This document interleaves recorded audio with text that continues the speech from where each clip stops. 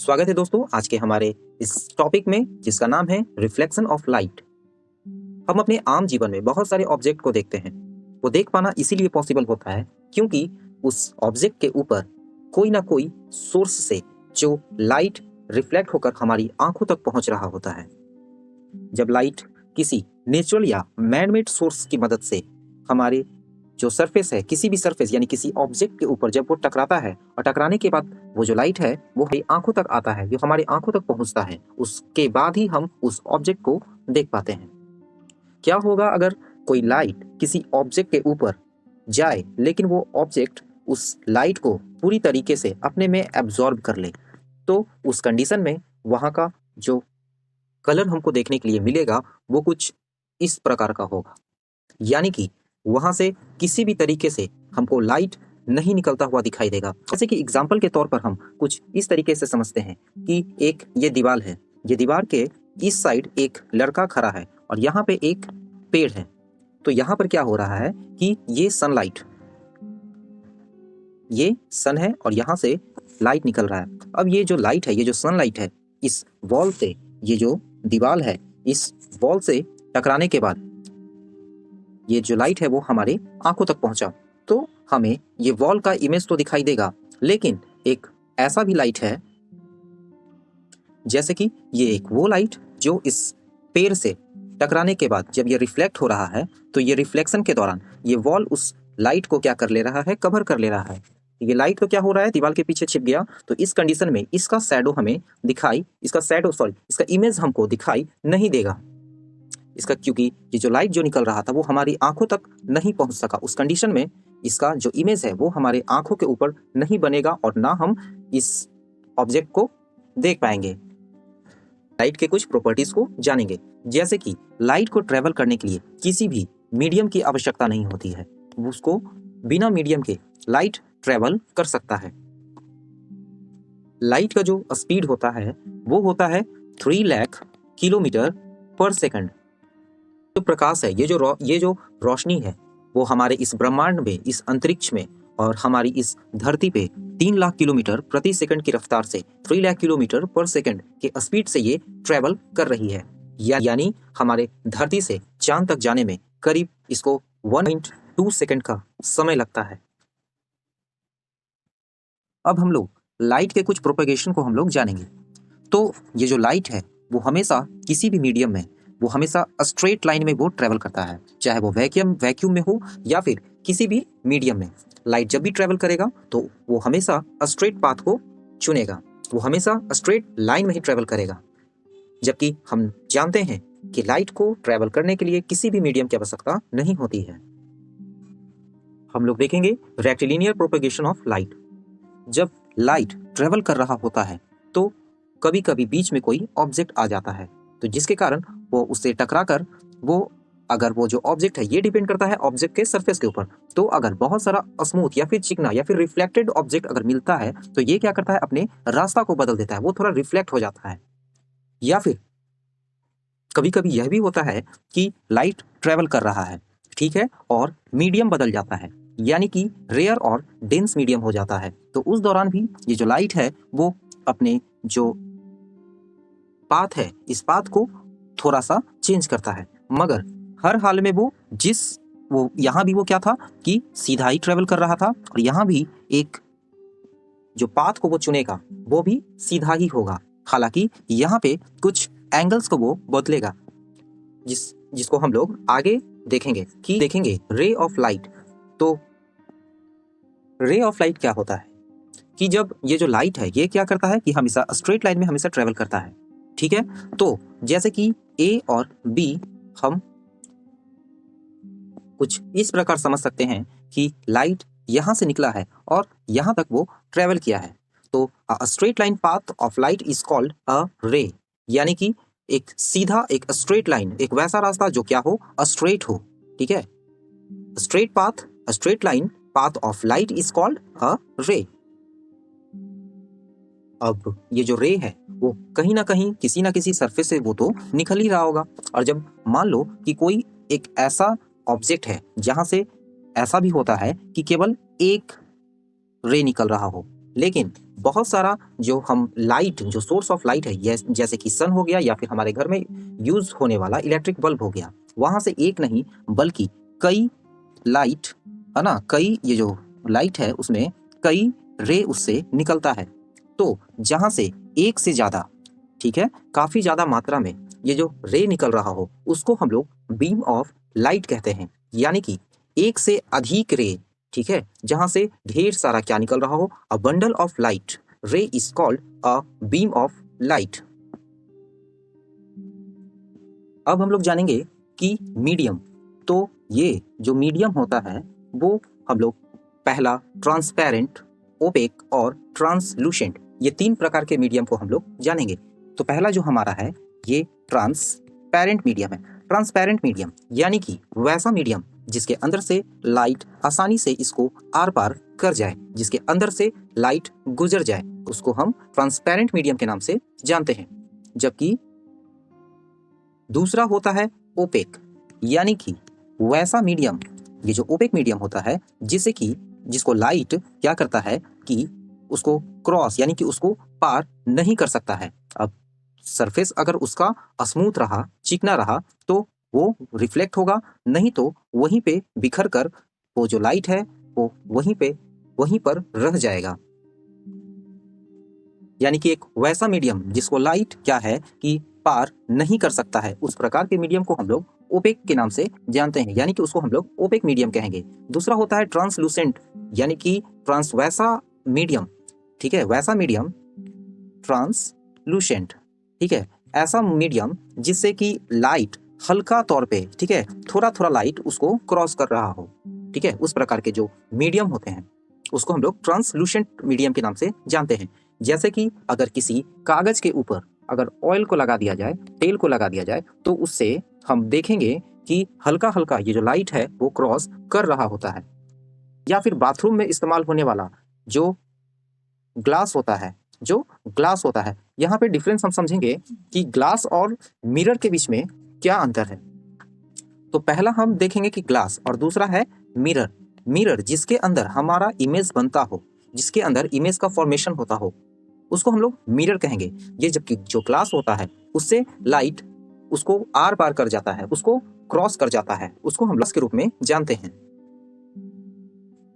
अब देखिए, तो इस मिरर में हम लोग रिफ्लेक्शन ऑफ लाइट को समझने की कोशिश करेंगे कि एक रे जो आ रहा है और इस स्मूथ सरफेस यानी कि इस मिरर से टकराने के बाद ये लाइट क्या होता है, वापस इस डायरेक्शन में मुड़ जा रहा है, ठीक है।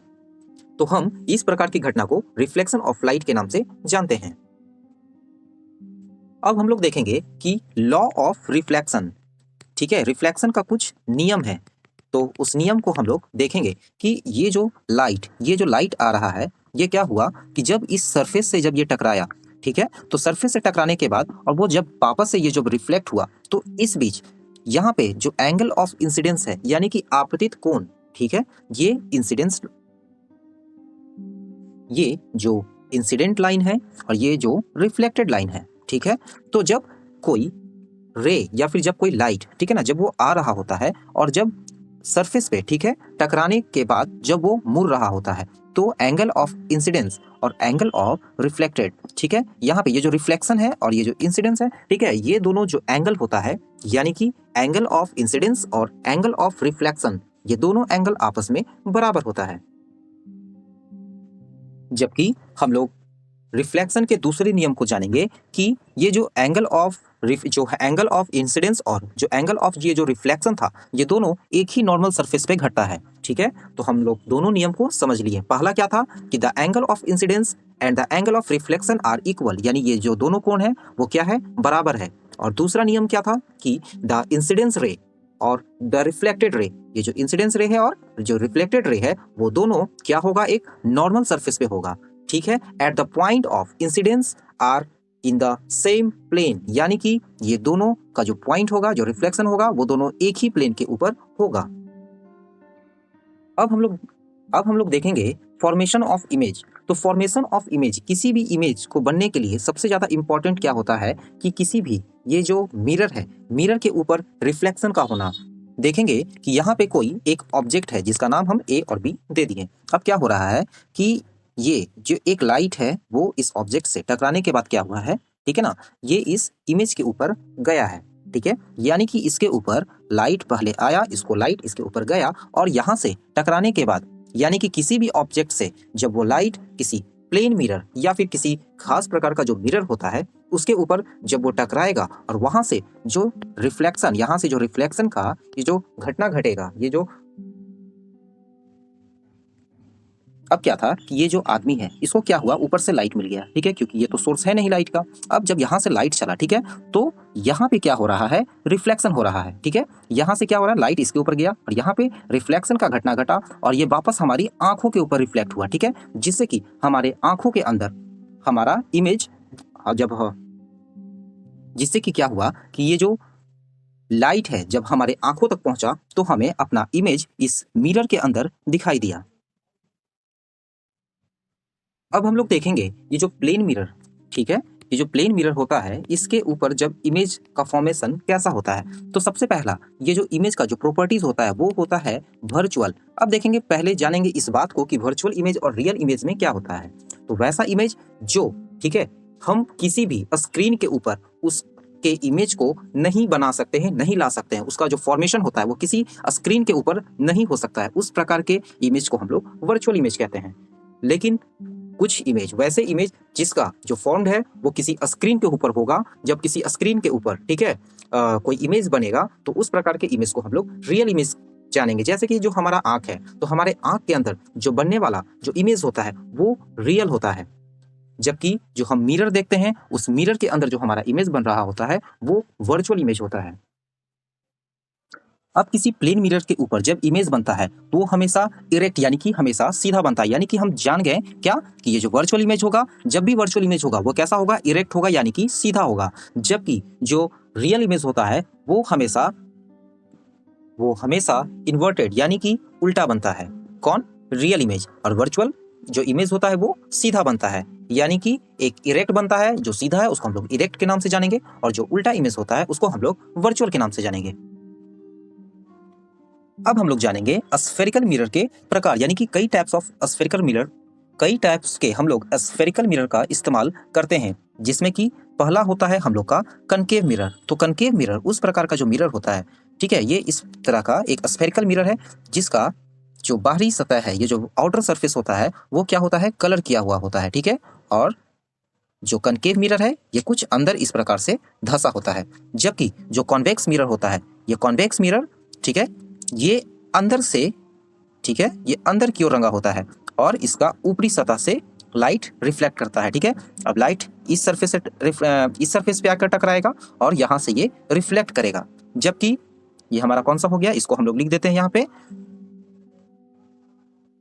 कनकेव, और ये जो हो गया वो हमारा कॉन्वेक्स हो गया, ठीक है। तो कॉन्वेक्स में क्या है, ये लाइट आया और इसके ऊपर के सरफेस से ये टकराया और यहाँ से ये क्या हो गया कि रिफ्लेक्ट हो गया, ठीक है। और ये कनकेव, ठीक है, कनकेव क्या होता है, अंदर की ओर धंसा होता है, जबकि जो कॉन्वेक्स होता है वो क्या होता है, बाहर की ओर निकला होता है। कॉन्वेक्स में, ठीक है, जो अंदर का जो धंसा हुआ पार्ट होता है वो रंगा हुआ होता है, जबकि जो कॉन्केव है उसमें क्या होता है कि जो उठा हुआ जो सरफेस है, जो बाहरी भाग है, ये रंगा होता है और अंदर का ये जो धंसा भाग है, रिफ्लेक्शन की जो घटना है वो उसके अंदर होता है। अब हम दोनों प्रकार के जो कनकेव और जो कन्वेक्स मिरर है उसके अंदर हम लोग उसके सभी चीजों को अब हम लोग पढ़ेंगे। तो ये हमारे सामने एक इमेज है, ठीक है ना, एक क्या है, एक स्फेरिकल, अब हम इससे बनाएंगे एक कनकेव मिरर। तो क्या वो करेंगे कि इस भाग को यहाँ से हम काट लेंगे, ठीक है, और इसके आउटर सरफेस को यहाँ से अब हम लोग रंग देंगे, ठीक है ना। तो यहाँ से ये जो पार्ट है ये हमको क्या मिला, यहाँ से हमको कनकेव मिरर मिला, ठीक है। अब ये जो कनकेव मिरर है, इस कनकेव मिरर में यहाँ ये जो पॉइंट है इसको हम लोग कहेंगे पोल कहेंगे। ये क्या हो गया, हमारा पोल हो गया, ठीक है।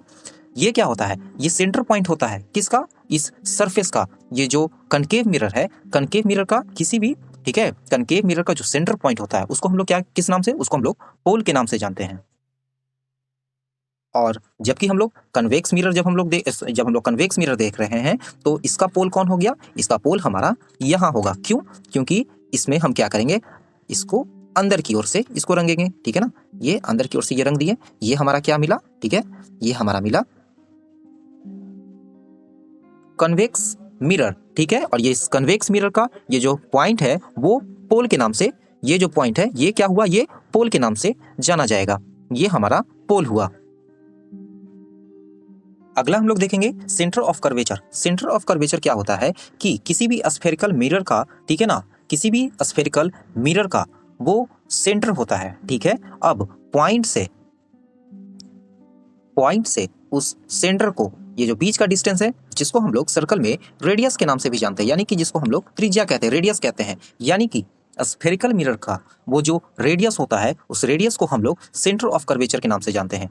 ये जो रेडियस है इसको हम लोग सेंटर ऑफ कर्वेचर कहेंगे। और जबकि हम ये कनकेव में देखेंगे तो यहाँ इसका आपका सेंटर ऑफ कर्वेचर क्या होगा, तो ये वाला जो पार्ट है इसका, ये पार्ट आपका क्या हो गया, सेंटर ऑफ कर्वेचर हो गया, क्योंकि ये बीच में सेंटर और ये पोल, इस सर्कल, ये जो स्फेरिकल मिरर है इसका ये रेडियस, ठीक है। तो रेडियस को हम लोग क्या कहते हैं कि ये जो रेडियस है उसी को हम लोग रेडियस ऑफ कर्वेचर के नाम से जानते हैं।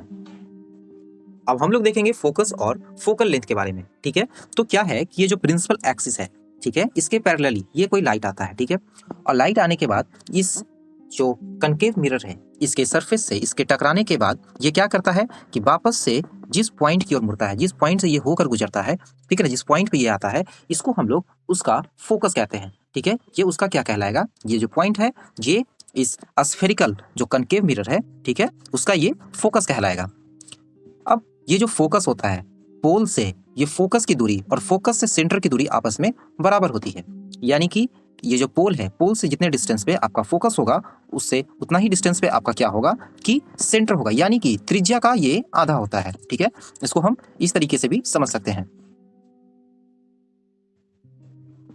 अब ये जो स्फेरिकल मिरर है, यानी जिसका ये सेंटर और यहाँ पे क्या है कि फोकस है, ठीक है। अब इस फोकस से यहाँ के फोकस से लेकर ये पोल, ठीक है, ये क्या होता है, इसके बीच का ये जो डिस्टेंस है इसको हम लोग फोकल लेंथ के नाम से, ठीक है, इसको हम लोग फोकल लेंथ के नाम से जानते हैं। इसको हम लोग क्या कहेंगे, फोकल लेंथ से जानेंगे, ठीक है। अब यहाँ पे एक फॉर्मूला निकल के आता है, वो फॉर्मूला क्या है कि F is equal to r/2। हमने अभी देखा था कि ये जो फोकस होता है वो क्या होता है, रेडियस का हाफ होता है, किसका, त्रिज्या का आधा होता है। F is equal to r/2।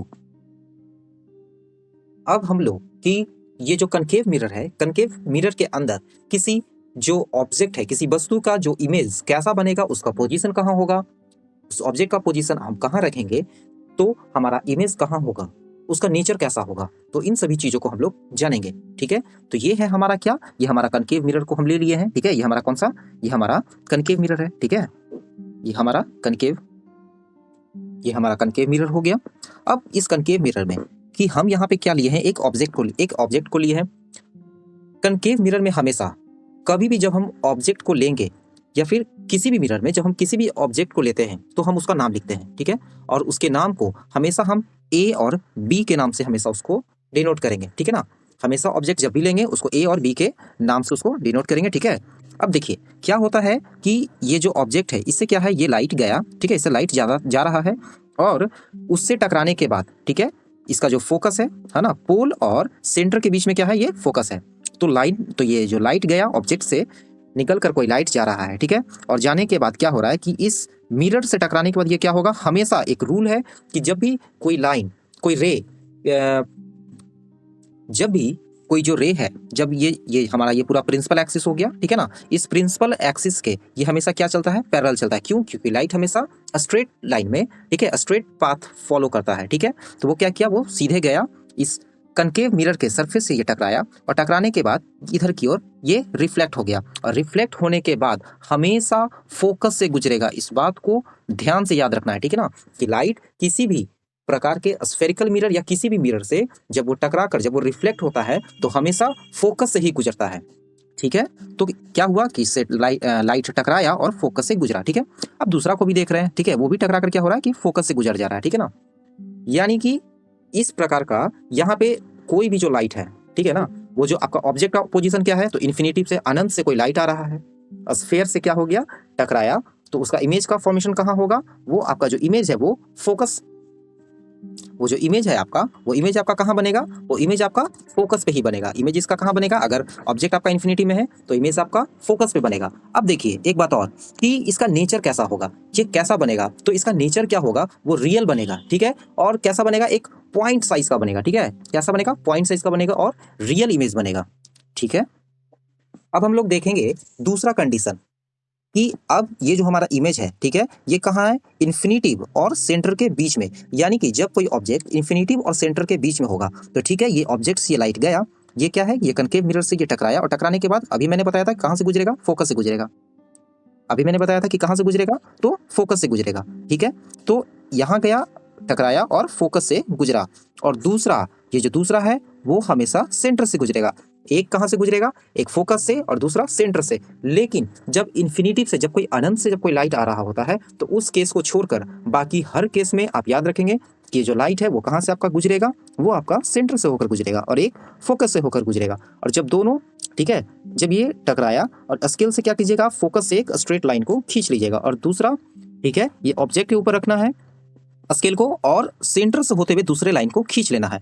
फिर हम लोग देखिएगा क्या कि ये बीच में यहाँ पे ये दोनों लाइन आपस में, ठीक है, एक दूसरे को काट रही है, ठीक है। तो जहाँ पे ये लाइन कटेगा, ठीक है, जहाँ पे एक दूसरे को इंटरसेक्ट करेगा, ठीक है, काटेगा, वहीं पे क्या होगा, हमारा इमेज बनेगा, ठीक है। तो ये इसमें, तो अगर जो ऑब्जेक्ट है, ऑब्जेक्ट का स्थिति क्या कि सेंटर और इन्फिनिटिव के अगर बीच में हो तो उसका जो इमेज है वो कहाँ बनेगा, तो सेंटर और फोकस के, ठीक है, बीच में बनेगा। अब हम तीसरा कंडीशन देख रहे हैं।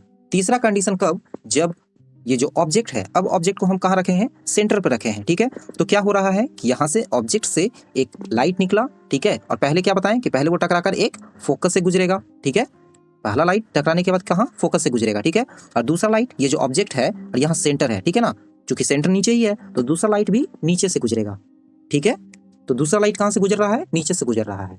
तो उस कंडीशन में उसका जो इमेज होगा वो कहाँ बनेगा, तुरंत उसके नीचे बनेगा। तो इसका जो पोजीशन था, ये जो ऑब्जेक्ट का जो पोजीशन था वो कहाँ है, वो सेंटर पे है, ठीक है। ये जो ऑब्जेक्ट है, ये ऑब्जेक्ट का पोजीशन कहाँ है, तो जब हमारा ऑब्जेक्ट सेंटर पे है, यानी ऑब्जेक्ट का पोजीशन सेंटर पे है, तो उसका इमेज भी कहाँ बना, सेंटर पे ही बना, ठीक है। कैसा इमेज बना, तो रियल बना, ठीक है। कैसा इमेज बना, रियल बना, सेम साइज का बना और इन्वर्टेड बना। यानी कि जितना साइज का ये है ऑब्जेक्ट, उतना ही साइज का उसका इमेज बना। ऑब्जेक्ट के उल्टा बना, इन्वर्टेड बना और क्या बना, रियल बना, ठीक है ना। मैंने पहले ही बोला था कि जो भी इमेज, ठीक है, रियल होगा वो सब का सब उल्टा होगा, ठीक है।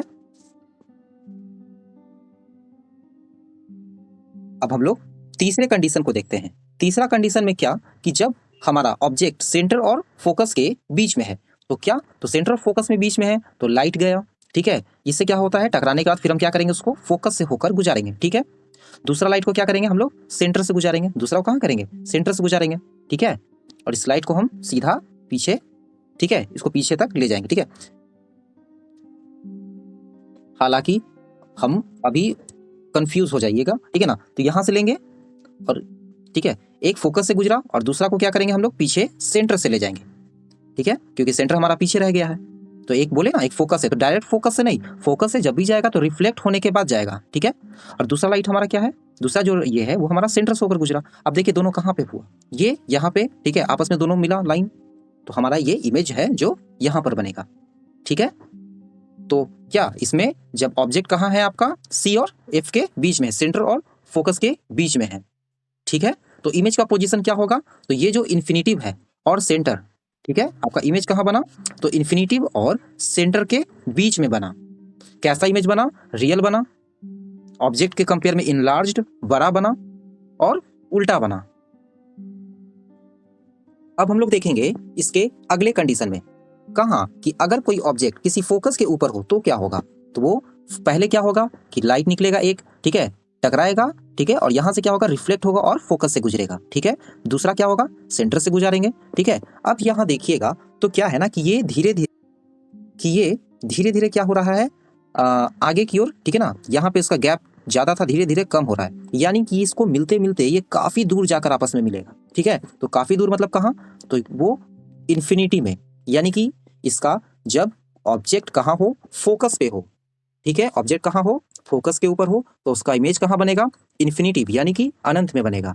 ठीक है, कहाँ बनेगा, सॉरी, तो जब कोई ऑब्जेक्ट फोकस के ऊपर हो, ठीक है, तो उसका जो इमेज है, ठीक है, वो कहाँ बनेगा, अनंत में बनेगा यानी कि इन्फिनिटी में बनेगा। कैसा बनेगा, तो रियल बनेगा, बहुत बड़ा बनेगा, और रियल बन रहा है तो हमेशा उल्टा बनेगा। अब हम लोग देखेंगे अगले टाइप्स। अगले टाइप में क्या है कि ऑब्जेक्ट को कहाँ रखा गया है, फोकस और पोल के बीच में। तो क्या होगा कि लाइट आया, ठीक है, वो टकराकर एक फोकस से गुजरा और दूसरा सेंटर से गुजरा। तो इस प्रकार में हम यहाँ पे हम लोग को देख के ये साफ कह सकते हैं कि ये लाइट कभी भी आगे, ये इसको हम अगर आगे बढ़ाएंगे तो जैसे से ये आगे बढ़ते जाएगा ये एक दूसरे से, और क्या होगा, ये एक दूसरे से दूर भागते जाएगा। ठीक है ना। तो इस कंडीशन में हम फिर क्या करेंगे कि अब चूंकि इधर बढ़ाने पे तो कोई फायदा है नहीं, ठीक है ना, तो उसको आगे की ओर बढ़ाएंगे। तो देखेंगे कि आगे की ओर डॉट डॉट डॉट करके बढ़ा रहे हैं, तो देख रहे हैं कि क्या मिरर के पीछे जाकर, ठीक है ना, मिरर है उसके पीछे मिल जा रहा है, और जहाँ पे मिलेगा वहीं पे इमेज बनेगा। यानी इमेज का फॉर्मेशन कहाँ हो रहा है, तो मिरर के पीछे हो रहा है, बिहाइंड द मिरर। इमेज कहाँ बन रहा है, बिहाइंड द मिरर यानी कि मिरर के पीछे। और जब भी मिरर के पीछे जब इमेज बनेगा, ठीक है, तो वो रियल नहीं होगा, हमेशा वर्चुअल होगा। ये इमेज कैसा है, वर्चुअल है, ऑब्जेक्ट से बड़ा है, ठीक है, क्या है, इरेक्ट है यानी कि सीधा है। ऑब्जेक्ट कहाँ था, फोकस और पोल के बीच में, तो इमेज आपका कहाँ बनेगा, ठीक है, मिरर के पीछे बनेगा। अब जब हम देखेंगे कन्वेक्स मिरर में, अभी तक हम लोग कनकेव मिरर देख रहे थे, ठीक है, तो कन्वेक्स मिरर में क्या है, इसमें हम लोग ज्यादा नहीं देखना है, ठीक है, इसमें केवल दो ही टाइप्स देखना है। तो पहला हम लोग अगले टाइप्स में देखेंगे कि कॉन्वेक्स मिरर, ठीक है। तो कॉन्वेक्स मिरर में जब हम देखते हैं, ठीक है, तो पहले ये कॉन्वेक्स मिरर, ठीक है ना। कॉन्वेक्स मिरर में क्या है कि ये हो गया फोकस और ये हो गया सेंटर। तो जब इन्फिनिटिव से, ठीक है, कोई इन्फिनिटी में रखा हुआ कोई ऑब्जेक्ट है, ठीक है, अब यहाँ से लाइट आ रहा है, ये टकराने के बाद ये क्या होगा, ये पीछे की ओर ये तो बेंड हो जाएगा, ठीक है ना। और जब इसको हम आगे बढ़ाएंगे तो यानी कि फोकस पे जाके ये क्या होगा, फोकस पे ये मिल जाएगा, ठीक है, ये तो टकरा कर यहाँ पे रिफ्लेक्ट हो गया, ठीक है। जब इसको हम आगे बढ़ाएंगे तो क्या जाएगा, ये फोकस पे जाएगा, ठीक है। तो यानी कि अगर इन्फिनिटी में होगा तो इमेज कहाँ बनेगा, इमेज बनेगा फोकस पे। कैसा बनेगा, तो चूंकि मिरर के पीछे बना है, ठीक है, कहाँ बना है, ये जो,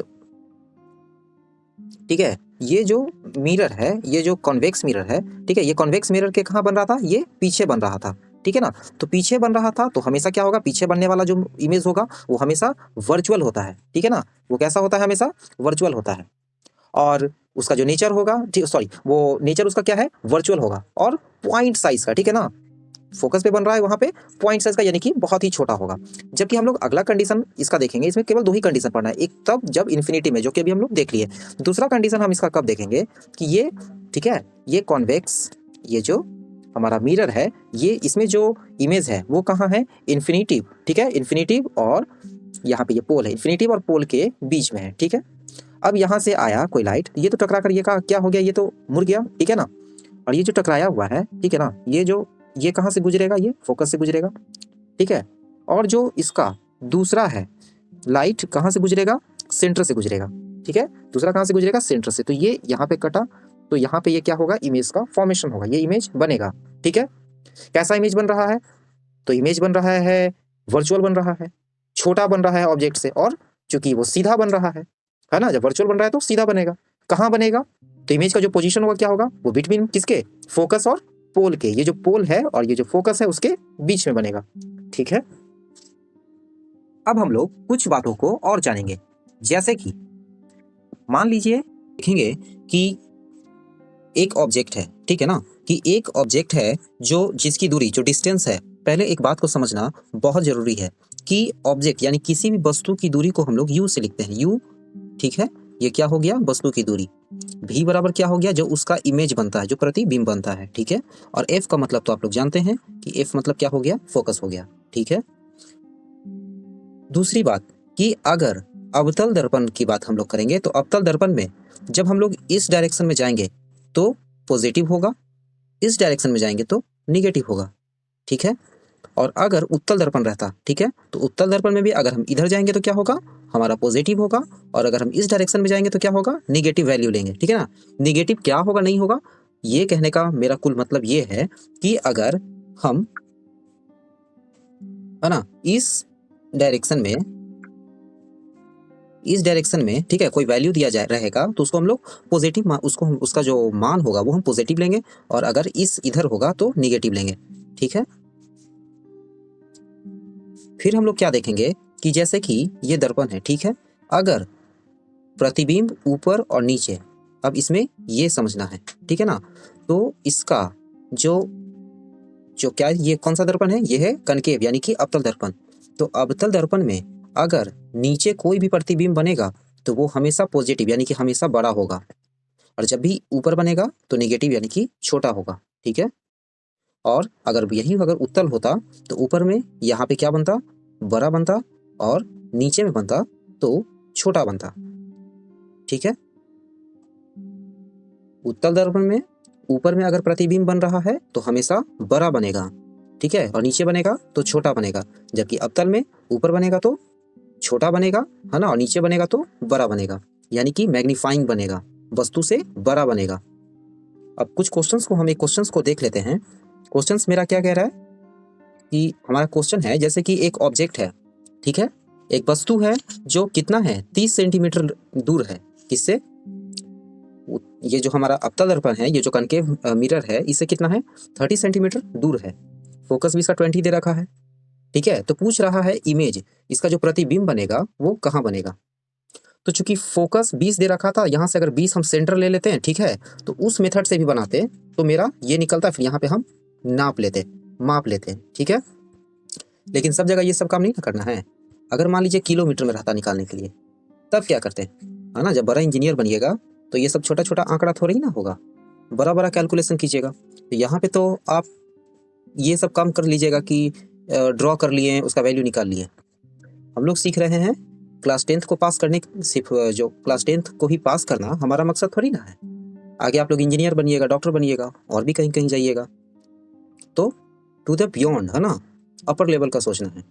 तो हम मिरर फॉर्मूला को जानते हैं, क्या होता है हमारा मिरर फॉर्मूला, कि 1/v plus 1/u is equal to 1/f, ठीक है। अब निकालना क्या है, v निकालना है, u को उठा के उस साइड फेंक दीजिए, मैथ तो है ही आप लोग का तगड़ा। 1/v is equal to 1/u plus 1/f,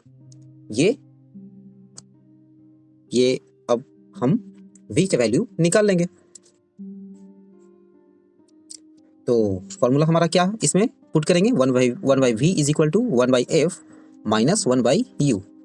अब मेरा u कितना दे रखा था, तो u मेरा 30 नहीं, -30 लेंगे। क्यों -30 लेंगे, पहले ही हम बताए हैं, u मेरा क्या है, मिरर के, है ना, ये मिरर के डायरेक्शन में है, ये मिरर के पीछे होता है, ठीक है, ये मिरर के सामने है। अगर इस डायरेक्शन में जाएंगे तो क्या होगा, चलिए एक ट्रिक बता देते हैं, ठीक है, याद रखने में आपको थोड़ा मदद मिलेगा। पहले इस चीज को देख लेंगे, फिर लास्ट में हम एक ट्रिक को बताएंगे, ठीक है। अब v क्या है, तो v भी हमारा इसी डायरेक्शन में है ना, तो v भी हमारा क्या है, -60 लेंगे। वो प्लस माइनस क्वेश्चन में नहीं देगा, क्वेश्चन में केवल 20, 30, 60 ही देगा। आपको खुद 20 है कि 30 है कि माइनस होगा कि प्लस होगा, अपना बुद्धि लगाना होगा आपको। तो v मेरा क्या है, v मेरा -60 यानी कि सॉरी ये भी तो निकालना है ना हमको, ये तो इसमें दे रखा है ना। u मेरा क्या है, u मेरा -30 है, ठीक है, u बराबर -30 ले लिए। फोकस दे रखा है, फोकस क्या होगा, फोकस भी मेरा -20 होगा। क्यों हम -20 ले रहे हैं, क्यों हम -20 ले रहे हैं, जब आप क्वेश्चन देखिएगा तो क्वेश्चन में ऊपर में क्या लिखा हुआ है, क्वेश्चन में ऊपर लिखा हुआ है, सिर्फ क्वेश्चन में लिखा हुआ है केवल 30 और 20, लेकिन हम जगह यहाँ पे हम u भी -30 ले रहे हैं और f भी -30 ले रहे हैं, ठीक है। तो पहले चुपचाप फॉर्मूला में पुट कीजिए, हम लास्ट में बताते हैं कि ऐसा हम क्यों किए हैं। 1/f प्लस 1/u कैलकुलेशन कीजिए, ठीक है, कैलकुलेशन आप लोग कर लीजिएगा। जब कैलकुलेशन कीजिएगा तो v का वैल्यू क्या आएगा, v बराबर -60। तो -60 का मतलब क्या है कि इमेज आपका बन रहा है किधर, अगर +60 रहता तो इमेज आपका उधर बनता, -60 है यानी इमेज आपका इस डायरेक्शन में, यहाँ से 60 सेंटीमीटर मीटर जो भी आपका यूनिट दे रखा है, जो भी आपका यूनिट है उस यूनिट में आपका आंसर हो जाएगा, यानी कि -60 सेंटीमीटर, ठीक है। ये माइनस का मतलब क्या हो गया कि इमेज आपका इस साइड बना है, ठीक है। वही अगर +60 आता तो इमेज आपका उधर बनता, माइनस से तो इधर बना, ठीक है। अब माइनस प्लस वाला थोड़ा सा खेल समझिए कि ये मिरर है आपका, कोई भी मिरर, तो ये मिरर है तो इधर तो रंगल है, लाइट आएगा इस पे तो इधर ही से ना आएगा, इस पे जब लाइट आएगा तो इधर ही से आएगा। तो लाइट के डायरेक्शन में हमेशा पॉजिटिव, ठीक है, लाइट के डायरेक्शन में हमेशा पॉजिटिव, ऐसे करके याद रखेंगे। अब हम लोग क्या कर रहे थे, हम लोग दूरी इधर से ना नाप रहे थे, लाइट के विपरीत डायरेक्शन में, है ना, अगेंस्ट, उल्टा, तब ले लिए माइनस, निगेटिव कर लिए। सिंपल सा बात है कि नहीं? अगर इधर से मापते हम लोग, ठीक है ना, अगर इधर से न मापते तो पॉजिटिव लेते, लेकिन चूंकि इधर से चल रहे थे तो निगेटिव लिए। ठीक है, अब हम लोग यूज देखेंगे, ठीक है, इस्तेमाल देखेंगे किसका? तो एक तरफ हम लोग इस्तेमाल देखेंगे कनकेव यानी कि अवतल दर्पण का, और दूसरा तरफ कॉन्वेक्स यानी कि उत्तल दर्पण का। तो ये क्या हो गया ना, ये साइड मिरर, गाड़ी का जो साइड मिरर होता है ना, ये सबसे बड़ा एग्जाम्पल है इसका। ठीक है ना, गाड़ी के जो साइड में जो मिरर लगता है उसमें हमेशा कन्वेक्स होता है, ठीक है, उत्तल दर्पण होता है। क्यों? क्योंकि उत्तल दर्पण में जो प्रतिबिंब बनता है वो कैसा बनता है? छोटा बनता है, इसलिए हम लोग साइड मिरर के रूप में कन्वेक्स का इस्तेमाल करते हैं। अब मैग्नीफाइंग लगा लेंगे, है ना, वैसा लगा लेंगे मिरर जिसमें और बड़ा दिख रहा है, तो मालूम चला ना पीछे से कोई आदमी भी आ रहा है ना, तो उसका जो फेस है इतना बड़ा दिखाई देगा कि हमको तो पूरा जो शीशा है उसमें कवर हो जाएगा उसका फेस से ही। पीछे से आने वाली गाड़ी को हम लोग कैसे देखेंगे? तो कॉन्वेक्स का तो इस्तेमाल हम लोग कभी नहीं कर सकते हैं। दूसरा हम लोग देखेंगे कनकेव, है ना। कनकेव पहला इससे होता है किसको? डेंटिस्ट के द्वारा, ठीक है, दांत के डॉक्टर के यहाँ जाइएगा तो दांत कनकेव को बोला जाता है मैग्नीफाइंग मिरर के रूप में। मैग्नीफाइंग मतलब हो गया कि जो किसी भी प्रतिबिंब को मैग्नीफाइंग यानी कि आवर्धित करके दिखाता हो, बड़ा करके दिखाता हो, उसको हम लोग कनकेव, ठीक है, कनकेव मिरर का ये प्रॉपर्टीज है, यानी कि अवतल दर्पण का ये गुण है। तो दांत का डॉक्टर दांत के अंदर जो इस्तेमाल करता है, क्या, जो शीशा इस्तेमाल करता है, उससे क्या होता है कि उसको बड़ा बड़ा दिखाई देता है। अब बड़ा बड़ा दिखाई दे रहा है तो अच्छे से देख पाता है।